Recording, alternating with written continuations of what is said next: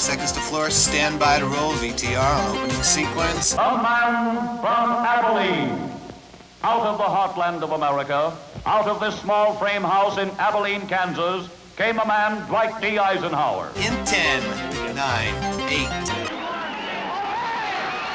Carry the fight all the way through the convention in Chicago. I hope to see all of you there and to celebrate after that convention is over, just as we are here tonight. 3, 2. Roll VT2, track it, and take it on 2. In January of 1987, Gary Hart was the front-running Democratic hopeful for the presidency of the United States. I have the power of ideas, and I can govern this country. By March of that same year, he was out of the race. I know I could have been a very good president, particularly for these times. But apparently now we'll never know. Hart got what he deserved. He knew what the informal rules were of running for president. He knew them so well that he felt it necessary to lie about his own situation in the early days of the campaign. He then dared news organizations to follow him, and when they did, and it should be noted that they did not implant surveillance devices in his house or peek in and through his bushes and his windows. They stood outside on a public street in a stakeout, which is a very common journalistic technique. It wasn't a good stakeout because they didn't cover the back door. Nonetheless, was a stakeout. According to the Herald, Hart spent much of the weekend here with a young woman from Miami. The candidate's wife was in Denver. The story broke the same day a profile in the New York Times Magazine quoted Hart as challenging reporters to back up charges of his womanizing. Follow me, Hart invited. But when the Herald did, the candidate's office issued a denial and questioned the paper's journalistic ethics.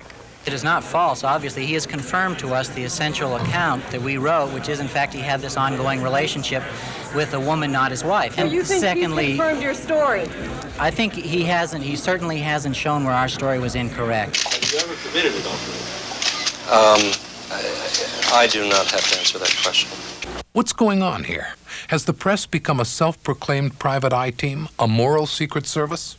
In the ever-shifting relationship between the media and politics, who is calling the shots? Everyone talks about power, no one defines it. Bertrand Russell once took a stab at it and didn't do badly. He said, power is the ability to achieve intended effects. Question, what are the intentions journalists have? What effects are they trying to bring about? Journalists, by and large, are trying to meet the deadline. They're trying to get on the air at 6:30 in the evening for the first feed on ABC. They're trying to get a magazine out. They're trying to get the front page out. They don't have a lot of time for a lot of strategies and wouldn't know how to do it anyway because strategies are what politicians do. So the idea that the press is A, monolithic, and B, has a strategy and tactics for effecting the strategy just misunderstands the pell-mell nature of the business. The media has become, in many ways, American politics. Fundraising is mostly so that you can buy television time. Strategy is mostly how will you come across on the evening news. The debates, which are televised, are tremendously important. The issues are raised through the media. So it can't necessarily push the process in one way or another. It can't create candidates. It can destroy candidates. Mostly, it's the environment in which the entire thing takes place.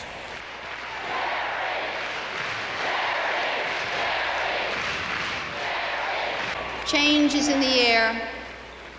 By choosing a woman to run for our nation's second highest office, you send a powerful signal to all Americans. There are no doors we cannot unlock. When I got the nomination, I didn't know how to deal with the press. What happened with the press was partially my fault. It was my inability to deal with the national press. Well, I think Geraldine Ferraro was treated somewhat poorly in some ways. Events happened that involved other people in her family that kicked back on her and I think hurt her. But that's the way the press operates, and people are interested in those things. She made a rather classic remark about that at the Gridiron Club when she said, nothing ever changes for women. I got nominated for vice president, the first woman ever nominated by a major party for vice president. Who got all the publicity? My husband. Zaccaro is charged with bribe solicitation and attempted grand larceny. Specifically, he's accused of soliciting a bribe from Cablevision in exchange for getting the company a franchise to operate in Queens. The amount of the alleged bribe was not specified in the indictment, but it is said to be $1 million. The 54-year-old Zaccaro, who is a real estate investor, has said he is innocent of the charges. His wife, Geraldine Ferraro, told reporters last week she has been having second thoughts about her candidacy for vice president in 1984, implying that Zaccaro's legal problems are indirectly resulting from her historic campaign, that her fame prompted prosecutors to go after her husband. I think the press was used in 1984. When you have one newspaper bragging that they had 37 people looking into me, into my husband's background, I mean, that is a little much. Is the press too intrusive, or just doing its job? 1, 2, 3, 4, Tricky Dick, stop the war. In the turbulent 60s, the press brought Vietnam into America's living rooms. Teens did their homework as news footage flashed across televisions all over America. And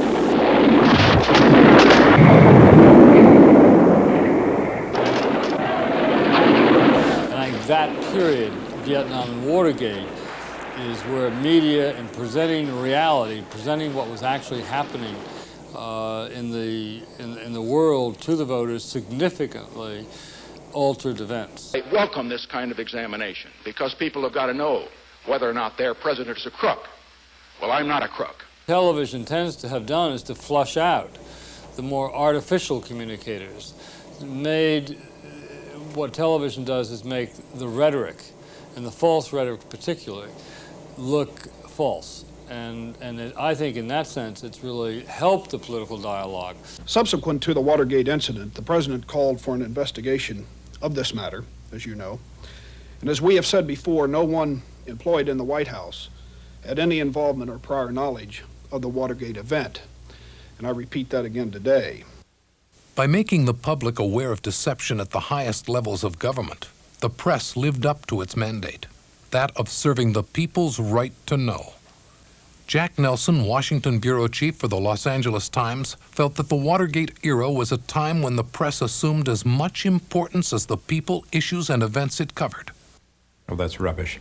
The press flatters itself. It's what the press does best and most assiduously, is flatter itself. And it likes to think of itself as, in the famous phrase, the fourth branch of government. It's not. It's a tiny little pilot fish swimming around this great shark of a government.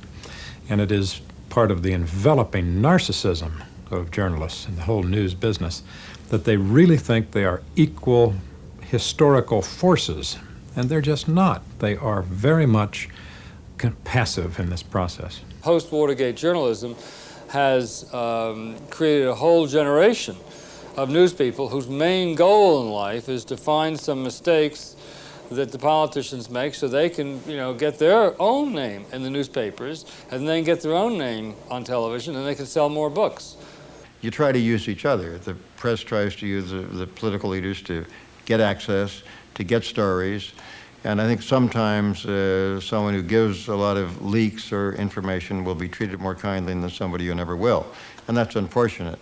And if anything, the advent of the era of saturation journalism that starts at 6 in the morning on television and ends when Ted Koppel decides to go to bed is, I think, making the politicians more, not less, in control of their destiny.